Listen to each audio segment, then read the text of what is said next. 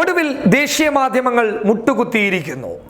വലിയ പ്രാധാന്യം നൽകാതെയായിരുന്നു മധ്യപ്രദേശിലെ ഝാൻസിയിൽ നിന്നും പിടികൂടിയ 5 തീവ്രവാദികളെ കുറിച്ച് ദേശീയ മാധ്യമങ്ങൾ വാർത്ത നൽകിയത്.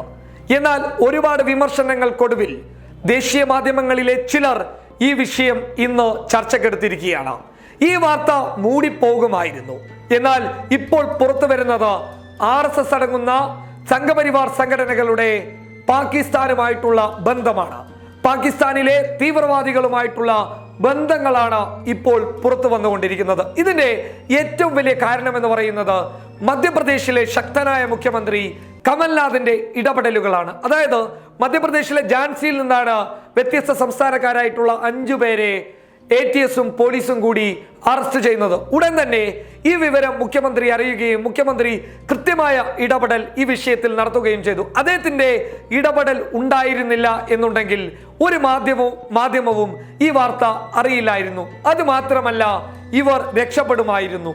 എന്നാൽ മധ്യപ്രദേശ് മുഖ്യമന്ത്രി കമൽനാഥ് ഈ വിഷയത്തിൽ കൃത്യമായ ഇടപെടലുകൾ നടത്തുന്നു.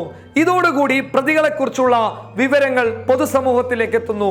ചില മാധ്യമങ്ങൾ ഇത് വാർത്ത നൽകുന്നു, അല്ലെങ്കിൽ ദേശീയ മാധ്യമങ്ങൾ ഈ വാർത്ത മൂടിക്കെട്ടുമായിരുന്നു. ആദ്യം പറഞ്ഞതുപോലെ തന്നെ BJPയെയും RSSനെയും ആശ്രയിച്ച് ജീവിക്കുന്ന ദേശീയ മാധ്യമങ്ങൾക്ക് ഇതൊന്നും വലിയ വാർത്തയല്ല. രാജ്യത്തിന്റെ സുരക്ഷയെ സംബന്ധിച്ചിടത്തോളം രാജ്യസ്നേഹം നാൾക്കുനാൾ വിളിച്ചു പറയുന്ന ഇവരുടെ തനിനിറം പുറത്തു കൊണ്ടുവരാൻ ദേശീയ മാധ്യമങ്ങളിൽ ചിലർ ഇതുവരെയും തയ്യാറായിട്ടില്ല. എങ്കിൽ പോലും ചിലർ ഈ വിവരം ഏറ്റെടുത്ത് മുന്നോട്ട് വന്നിരിക്കുകയാണ്. എന്നാൽ മധ്യപ്രദേശ് മുഖ്യമന്ത്രി കമൽനാഥ് ഈ വിഷയം അങ്ങനെ വിടാൻ തയ്യാറായിട്ടല്ല മുന്നോട്ട് വന്നിട്ടുള്ളത്. അദ്ദേഹം പറയുന്നത് ഒരാളെ പോലും വെറുതെ വിടില്ല എന്നുള്ളതാണ്.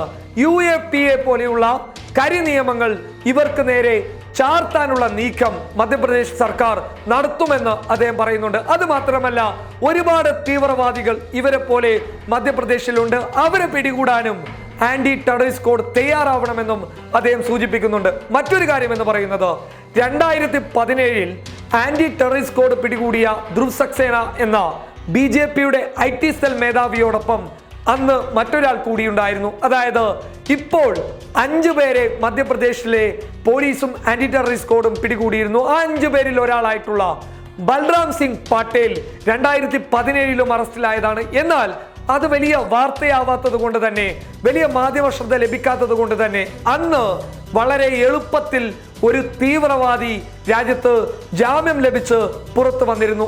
ആ തീവ്രവാദിയാണ് ഇന്ന് രാജ്യത്തെ നമ്മുടെ സൈനികരുടെയും രാജ്യത്തിന്റെ പ്രധാനപ്പെട്ട വിവരങ്ങൾ പാക് ചാര സംഘടനയായിട്ടുള്ള ISIക്ക് കൈമാറിയിട്ടുള്ളത്. എന്തായാലും പുറത്തു വരാൻ വേണ്ടി പോകുന്നത് സംഘപരിവാർ ഭീകരന്മാരുടെ ചില കഥകളാണ്. സംശയം വേണ്ട, ഇപ്പോൾ അറസ്റ്റിലാവുന്നത് സംഘപരിവാറിന്റെ ഭീകരന്മാരാണ്, തീവ്രവാദികളാണ്. അവരെ കുറിച്ചിട്ടുള്ള ചില ഞെട്ടിപ്പിക്കുന്ന വിവരങ്ങളുമായി ഞങ്ങൾ വീണ്ടും വരും. News desk public Kerala.